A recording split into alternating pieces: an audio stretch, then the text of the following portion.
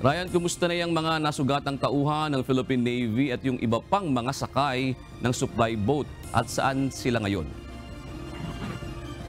June, yung mga sugatan, agad silang nilapatan ng paunang lunas ng PCG personnel na nakasakay doon sa MRRB o isa doon sa PCG vessel na umaalalay dito sa mga supply boat. Agad ding bumalik sa mainland Palawan yung Unaysa May 4 at hindi na naituloy yung paghahatid niya ng supply doon sa Ayungin Shoal dahil nga doon sa insidente.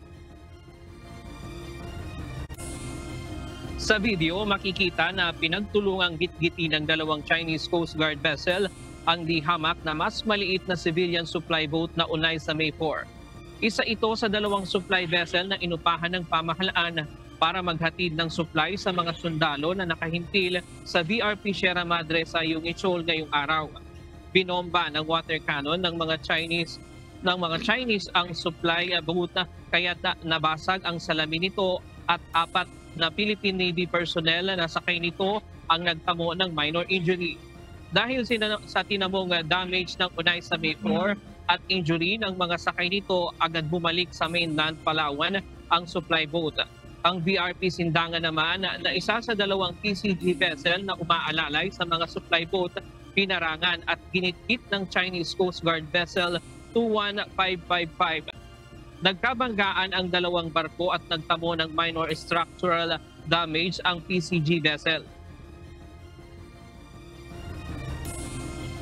There have been reports of a collision between BRP Sindangan and a Chinese Coast Guard vessel because of the illegal actions conducted by the CCG. Unaysa May 4 was also hit by water cannon. We are awaiting updates on damage to Unaysa May 4.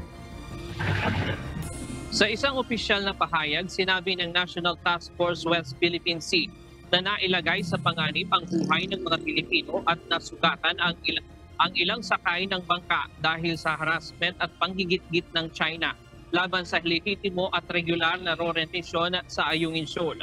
Taliwas ito sa panawagan ng Chinese government na idaan sa mapayapang paraan at dialogo ang usapin sa West Philippine Sea.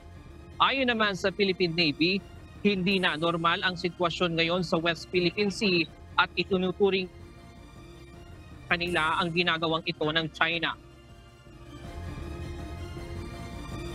I would consider China a clear and present challenge to the Philippine Navy in the West Philippine Sea.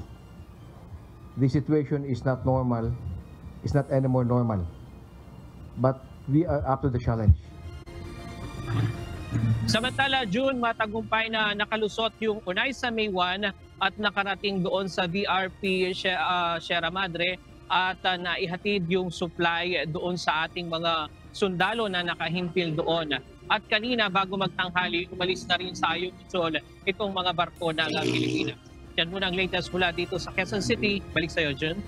Nabanggit ba kanina, Ryan, ng opisyal ng Philippine Coast Guard, na itanong ba sa kanila na magka-qualify ba ito doon sa mga nakasaad sa Mutual Defense Treaty ng Pilipinas at ng Amerika o sakasakaling ganyan ang sitwasyon na deliberately binanggayan yung ating Coast Guard vessel ng China Coast Guard vessel.